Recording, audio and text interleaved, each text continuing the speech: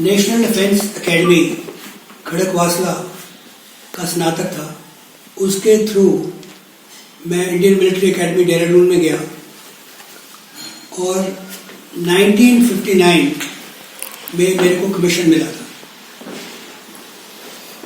और 1959 में मैं सेकेंड लेफ्टिनेंट की रैंक, उस टाइम पे सेकेंड लेफ्टिनेंट होते थे, हम लोगों को कमीशन मिला था और मैंने ज्वाइन किया। उससे पहले हम लोग दिल्ली में रहते थे और मैं सेंट कोलंबस स्कूल दिल्ली में पढ़ा करता था और मेरे पिताजी इंजीनियर थे एटलस साइकिल सोनीपत के अंदर। तो मैं फौज में पहला आदमी था कि जो कि फौज में जाने का मेरे को रुचि पैदा हुई, क्योंकि हमारे स्कूल में क्या होता था, एनसीसी होती थी। तो हमने एनसीसी ज्वाइन किया तो हमें उत्साहित हो गए हम ज्वाइन करने के लिए। तो घर वाले हैरान थे कि फौज में क्यों जा रहे हैं जी। तो लेकिन मेरे को अच्छा लगा, मैं चला गया।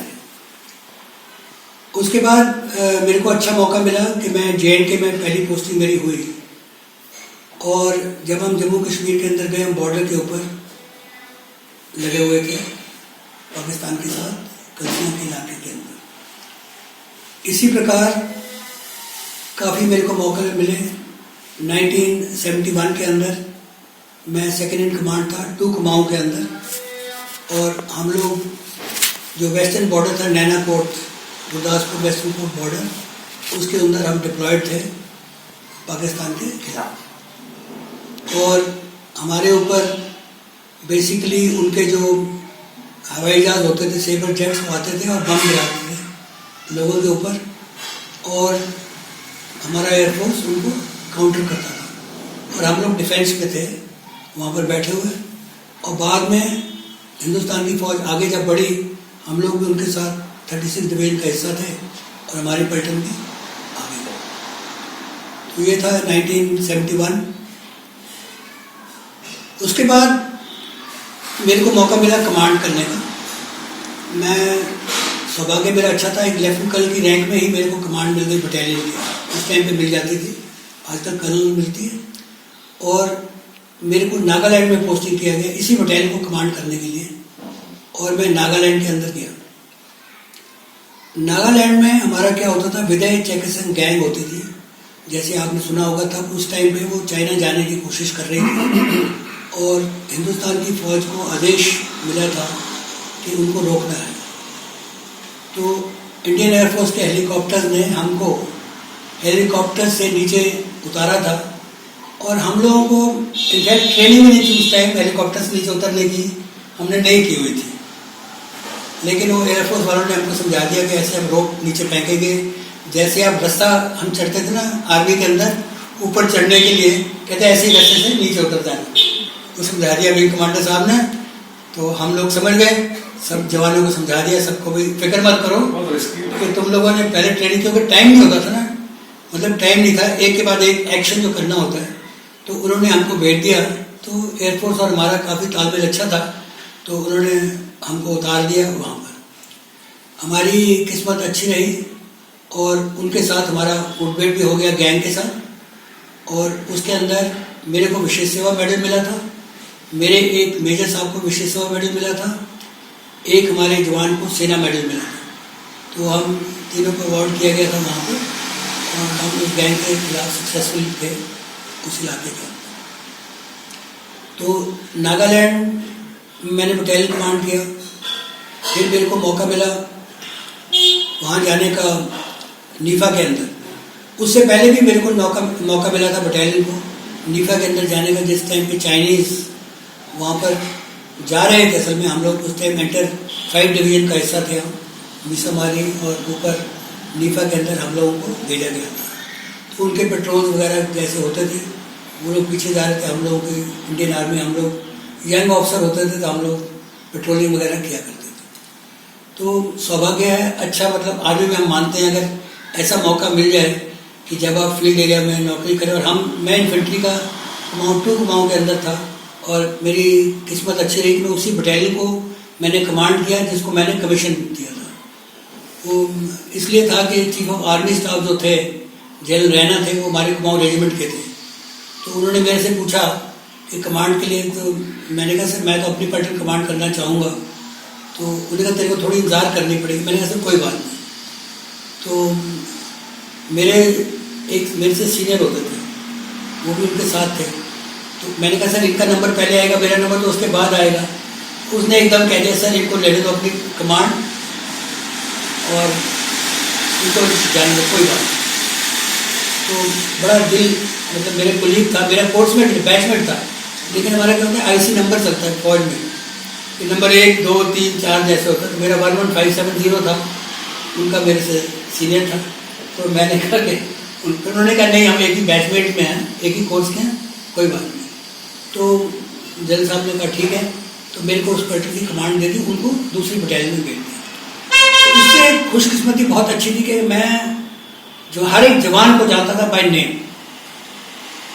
पर्सनल। जैसे मैं इसलिए कह रहा हूँ, अगर हम आपस में मेल मिलाप रखें तो उसमें बटालियन हमारी नागालैंड के अंदर, नीफा के अंदर और फिर JNK के अंदर लगातार एक जगह से दूसरे से तीसरे फील्ड एरिया में मूव करते रहे और हमें काफ़ी कामयाबी मिली। इस कामयाबी का ये फ़ायदा हुआ कि मेरे को जो अगली पोस्टिंग मिली वो हमारी स्टाफ कॉलेज के अंदर पोस्टिंग मिली, defence services staff college Wellington. मैंने पहले ही वो कोर्स किया हुआ था और अगर आपका फील्ड परफॉर्मेंस अच्छा रहे तो मतलब आर्मी वाले फिर कहते हैं आपको यहाँ जाके पढ़ाइए लोगों को। और मेरे को ये पढ़ाने का अच्छा मौका मिल गया वहाँ पे स्टूडेंट्स को, और वहाँ पे बहुत सारे फॉरेन कंट्रीज़ के लोग भी आते हैं वेलिंगटन में, कॉम्बेटोर में।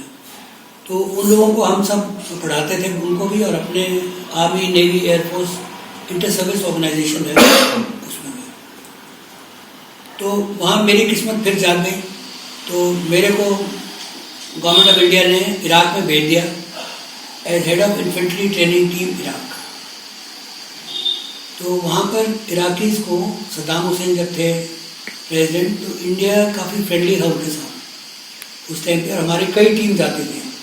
और मेरी इन्फेंट्री टीम थी, ऐसे आर्मर टीम, औरों की टीम, एयरफोर्स ऑफिसर्स हमारे वहाँ जाते थे उनको ट्रेन करने के लिए। तो ये सब लोग हम जाया करते थे, तो हमारी टीम करते थे। तो हमको मोसुल के अंदर पोस्ट करती है। तो वहाँ जाके हमने उनकी इराकी आर्मी की ट्रेनिंग किया। और मेरे को ये हेलीकॉप्टर की कहानी इसलिए याद आ गई, तो उनको हमने पहली चीज़ ये कही कि आप भी सीख लो कि पता नहीं कब मौका मिल जाए, क्योंकि उनका खुर्देश के खिलाफ ये इंसर्जेंसी चल रही थी खुर्द के साथ। तो उनको भी बड़ा फ़ायदा हुआ, क्योंकि उनको जब ये सिखा दिया हम लोगों ने कि भाई ऐसे हेलीकॉप्टर से होता था, अपने पायलट से मिल के सब बता दिया उनको तरीका, कई बार ट्रेनिंग भी दे दी। तो वो भी बहुत खुश थे हम लोगों के साथ, इंडियन आर्मी के साथ। उसके बाद मैं आया, मैं JNK में अंदर फिर पोस्ट हो गया as deputy of a brigade. उस टाइम फुल कर्नल होते थे हमारे डेप्यूटी कमांडर। तो मेरे को डिप्टी कमांडर मिल गया क्रू के अंदर, मौका मिला फिर से फील्ड सर्विस का। और क्योंकि जब हम इराक में थे फैमिली अलाउड थी वहाँ पर, तो उन्होंने टेकन एज फैमिली स्टेशन में, तो इसलिए उन्होंने कहा तुम्हारा फील्ड का टेन्योर आ गया, तो इधर हम चले गए, प्रमोट हो गए कर्नल। उसके बाद मैं ब्रिगेडियर बना। मेरे को मौका मिल गया सर्व करने का फिरोजपुर में 5 डिवीज़न, जो हमारा बॉर्डर था पाकिस्तान के साथ, उधर हम लोग डिप्लॉय होते थे, बट पीस स्टेशन से वहाँ जाते थे। और इसी प्रकार उसके बाद मेरे को counter insurgency and jungle warfare school है बैरिंगटन मिजोरम में, आपने सुना होगा। तो मिजोरम में मेरे को मौका मिला मिजोज के साथ काम करने का और अपनी आर्मी को ट्रेन करने का। इसी प्रकार जब मैं वहाँ से ट्रेन करके, मतलब ट्रेनिंग वगैरह हमने की ब्रिगेड कमांडर के बाद, मेरी प्रमोशन हो गई, मैं मेजर जनरल बन गया। तो मेजर जनरल जब मेरे को बनाया उन्होंने, तो मेरे को भेज दिया चीफ ऑफ स्टाफ 16 कोर, यानी कि वो है नगरोटा में, जहाँ पे JNK में हम पुंछ का पूरा सेक्टर, पुंछ से पठानकोट को हम लोग देखते थे। तो उन्होंने क्या किया था कि एयरफोर्स के 2 हेलीकॉप्टर हमारे नगरोटा में ही पोजीशन कर दिए थे हमारे साथ। तो एक कोर कमांडर और मेरे था कि हम लोग जाके ट्रुप्स को विजिट करके उनका मोराल हाई करने की कोशिश करते थे। बाकी तो मतलब लोकल कमांडर होते ही हैं, तो अगर पीछे से भी कोई लोग आ जाएं, और उनको मिले और पूछे आपको कोई दिक्कत तो नहीं है ये वगैरह। चीफ ऑफ स्टाफ का ये काम होता है, कोर कमांडर का, कि पीछे से चले गए आगे फॉरवर्ड ट्रुप्स को, तो हम लोग जाके, क्योंकि एरिया बहुत बड़ा था इसलिए सरकार ने मतलब 2 हेलीकॉप्टर लोकेट किए थे कि भाई आप लोग जाके लोगों को मिल सकते हैं आराम से। तो हम लोग सबको मिला करते थे। उसी टाइम पे JNK में भी इंसर्जेंसी भी चल रही थी। ये JNK में डोडा वोडा में आपने सुना होगा। तो हम लोगों को मौका मिला उनके खिलाफ एक्शन लेने का और उनके खिलाफ हमने एक्शन लिया। और वहाँ पे हमारे कोर ने अच्छी सक्सेस पाई। हमारे जो चीफ जनरल चौधरी थे वो चीफ बन गए थे वहाँ से, और मेरे को वहाँ से उन्होंने दिल्ली में बुला लिया कैबिनेट सेक्रेटेरिएट के अंदर। अब मैं रिटायर होने वाला था, मेरा टाइम उम्र आ गई थी, और उन्होंने पूछा आप कैबिनेट सेक्रेटेरिएट में काम करना चाहेंगे। मेरी इंटरव्यू हुई, जैसे कई जनरल हम 4-5 गए थे, मेरे को उन्होंने सेलेक्ट कर लिया, तो मैं कैबिनेट सेक्रेटरी के लिए। मेरे को सौभाग्य था कैबिनेट सेक्रेटरी में जब मैं पहुंचा तो विदेश जाने का बहुत मौका मिला। कई कंट्रीज के अंदर मेरे को उन्होंने विजिट करवाई। जब भी हमारे लोग जाते थे, मेरे को एक फौजी रिप्रेजेंटेटिव के कारण, मतलब मैं था हेड ऑफ द टीम, तो मेरे को इसलिए वो ले जाते थे अपने साथ। तो मैंने जब 2 साल वहाँ पे कंप्लीट कर लिए और मैं अब थैंक यू करके फरीदाबाद आ रहा था, तो उन्होंने मेरे को रोक लिया। उन्होंने कहा जी अगर आप चाहें तो हम आपको 2 साल और दे सकते हैं, till 58 as a joint secretary. तो मेरी किस्मत बहुत अच्छी थी। एक सौभाग्य था कि मेरे को आफ्टर रिटायरमेंट के री एम्प्लॉयमेंट मिल गया, नहीं तो आमतौर पे कर्नल लेवल पे मिलता है। बट बिकॉज वो कैबिनेट सेक्रेटरी हिमसेल्फ इन्वॉल्व था, प्राइम मिनिस्टर इन्वॉल्व खुद ही थे, तो उनके हाथ में कोई भी पावर होती है। तो उन्होंने कहा कि you are appointed joint secretary. तो मेरे को गवर्नमेंट ऑफ इंडिया में जॉइंट सेक्रेटरी दे दिया। फिर मैंने वहाँ किया, और 59 में, मतलब 99 में मैं रिटायर हो गया फरवरी में। उसके बाद जब मैं यहाँ पर फरीदाबाद में आया, मैंने सोचा कि अब मैं नौकरी नहीं करता। तो yes sir, right sir, 3 bag full हमने काफ़ी कर दी। फौज में तो ये होता ही है कि भाई सीनियर ऑफिसर ने बोला, किसी ने बोला, या जैसे कैबिनेट सेक्रेटरी में कोई भी आदेश आए, हम यस सर ही करते रहते थे हरकत। तो मैंने कहा ये मैंने बहुत कर लिया, मैं यहाँ की नहीं करूँगा, लेकिन उम्र आदमी की जंग होती है, तो one wants to do something. तो मैंने शुरू में कंप्यूटर एडेड ड्राइंग्स का काम स्टार्ट किया। यहाँ पे जब लोगों से मिले तो उस टाइम पे 99 में क्या होता था कि कंपनियों के अंदर ड्राफ्ट्समैन होते थे जो ड्राइंग बनाते थे। आप लोगों ने देखा होगा, आप लोग हाथ से बनाते थे। तो मेरे को कहा तुम फौज से आए हो तो तुम वो कर लो। मैंने कहा ठीक है। फिर हमारी किस्मत अच्छी हुई। NHPC मैं इसलिए अच्छी तरह मानता हूँ उनको, इनका एक कंट्रैक्ट खुला। इन्होंने कई लाखों की कीमत का कंट्रैक्ट था कि अगर आप मैप्स बना सकते हैं, कंट्रोल ड्राइव। इनका क्या होता था कि इनके जो पहाड़ों के ऊपर पाइप ले करने पड़ते थे, और उसके अंदर इनको ड्राइंग चाहिए होती थी। तो ये ढूंढ रहे थे कोई फरीदाबाद में पार्टी मिल जाए तो हमको ड्राइंग बना के दे दे, नक्शे बना के दे दिया करें। तो सौभाग्यवश वो ठेका हमको मिल गया और हम स्टेबलाइज हो गए। मतलब उसके बाद फिर NHPC ने खुद बनाने शुरू कर लिया। इनके ड्राफ्टमैन वगैरह आए, हमारे पास ट्रेनिंग वगैरह उन्होंने कर ली। वहीं पर हमने सेक्टर 59 के अंदर मतलब शुरू की थी कंपनी और शेड शुरू किया था। तो उसके बाद जब ये हो गया काम खत्म, मैंने ये देखा ये बहुत ज़्यादा टेक्निकल काम है। मैं था इन्फेंट्री वाला, पैदल फौज। तो इसको लगातार टेक्निकल काम करने के लिए I was depend on my employees totally, because वो जो थे टेक्निकली क्वालिफाइड होना बड़ा बहुत ज़रूरी होता है जब ये सब करने के लिए। तो मैंने फिर रियलाइज़ किया कि ये काम मेरे लिए नहीं है। मेरे साथ ये शेड, एक और शेड था, वहाँ पर एक राजेश रावत कोस्ट गार्ड के थे, नेवी के, मतलब इंडियन कोस्ट गार्ड में वो नौकरी कर रहे की थी उन्होंने, और रिटायर होके आ गए थे वो जल्दी as a young officer. Because उनके फादर की डेथ हो गई तो उनके बड़े भाई ने कहा अपनी छोड़ के दोबारा ज़मीनें संभालना हमारी। तो वो ज़मीनें संभालने में खुश नहीं थे, और मतलब उन्होंने क्या किया कि जेरिकन इंडस्ट्री शुरू कर दी अपनी, जेरिकन बनाने के लिए सेक्टर 59। तो मेरा 59 सेक्टर में ये शुरू हो गया। मैंने शेड खरीदा हुआ था, तो मेरा काम चलता था ड्राइंग्स का, उनका चलता था इसका। फिर हमने दोनों ने देखा कि हमारे लिए ठीक नहीं है, क्योंकि आपको याद होगा 59 के अंदर मतलब ये 99 में क्या होता था कि बिजली फरीदाबाद में कट बहुत ज़्यादा होती थी। और मैंने सोचा कि अगर मैं एक जनरेटर खरीदता हूँ, which I could not afford, generators at that time were also very expensive, और डीजल डालता हूँ तो मेरी ड्राइंग के तो मेरे को 250 रुपये 500 रुपये मिलेंगे, लगातार बनाते हुए रहो तो मेरे तो बहुत नुकसान होगा। तो मैंने फिर वो छोड़ दिया, और मैं और राजेश रावत दोनों ने हाथ मिलाया, कोलकाता मैंने, और हमने शुरू किया। आपने सुना होगा, कंपनी का नाम है चौकस सिक्योरिटी प्राइवेट लिमिटेड। हम लोग सिक्योरिटी गार्ड देते हैं फरीदाबाद के अंदर। हमने बिजनेस चलाया तब से, भगवान की देन से बहुत ही अच्छा चल रहा है कि भाई इंडस्ट्रियलिस्ट जो थे हमसे खुश थे, कईयों ने हमको सिखा दिया कैसे करना है, क्या करना है, कैसे डील, लाइसेंसेस ये वो वगैरह, हमको कुछ नहीं पता था। फौजी लोग होते हैं ना, सच बट अनपढ़ होते हैं इस चीज़ में कि सिविल के साथ कैसे डील करना है। तो इंडस्ट्री वाले मालिक जो थे कंपनियों के, बहुत अच्छे थे हमारे साथ। उन्होंने देखा कि ये लोग काफ़ी कीन हैं, फौजी दोनों मिले हुए हैं, और हमने उनको दिल का मतलब लगा के काम किया उनके साथ, इतने तक कि जब हमारा गार्ड फर्स्ट फ्लोर नहीं आता था तो मेरा पार्टनर यंग था, वो खुद गार्ड ड्यूटी देता था जब तक आदमी ना आए, लेकिन हम आदमी को रिलीव कर देते थे, क्योंकि उनका ये होता था ऑर्डर कि 12 घंटे से ज़्यादा ड्यूटी नहीं होनी चाहिए, तो आदमी सो जाएगा।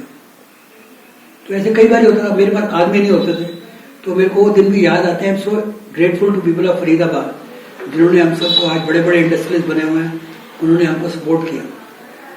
उन्होंने कोई बात नहीं, हमने कहा सर आदमी रहेगा मेरा, तो मेरा पार्टनर बैठ जाता था जब तक आदमी नहीं आता था उनकी कंपनी में, लेकिन आपका आदेश पूरा होगा जो उन्होंने। उसका नतीजा क्या हुआ कि हम लोग, हमारी कंपनी बढ़नी शुरू हो गई,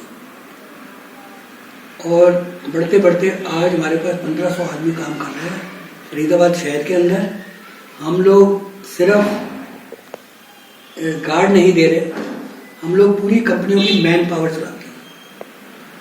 जैसे बड़े बड़े कंपनी एंड्रॉइड साइड हो, यामा, ऐसे यामा वगैरह, ये सब हमारे पास थे। 400 आदमी, 500 आदमी, 200 आदमी। तो उससे बहुत ही अच्छा मेरे को उत्साह मिला। इस उत्साह ने हमको इनकरेज किया। मेरी वाइफ कहती है मैं कुछ करना चाहती हूँ, तो उसने ये जो पूरा 5-6 जगह हमारे स्कूल चल रहे हैं, ये फ्री स्कूल हमने डिसाइड किया हम करेंगे, because God was very kind to us. आप लोग सब बहुत ही हेल्पफुल थे। The whole population of Faridabad really help me in every way. So financially we became very strong, there was no difficulty of any kind. All industries जितने भी थे बहुत हेल्प किया हमको, हमारी कंपनी को, मतलब उन्होंने एम्प्लॉय करके इतने आदमी दे के। We always remember with love and affection all of them. We are still working with these companies, and फिर हम उन्हीं के साथ स्टिक हो गए, उनके साथ जुड़े हुए हैं। और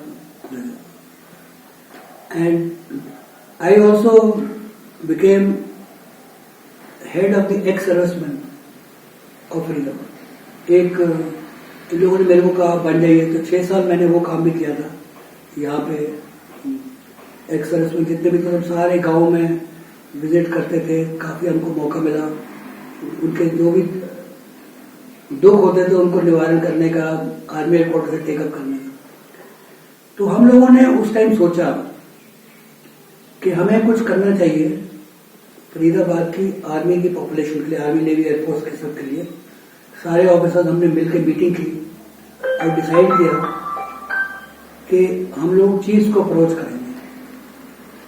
तो हमने चीफ ऑफ आर्मी, नेवी और एयरफोर्स स्टाफ सबको जाके मिले, और आपने सेक्टर 16 में देखा होगा कि वहां पे हमारी कैंटीन बनी हुई है, आपने तो देखा ही होगा शायद। तो वो कैंटीन की मतलब जमीन हमने लेनी थी।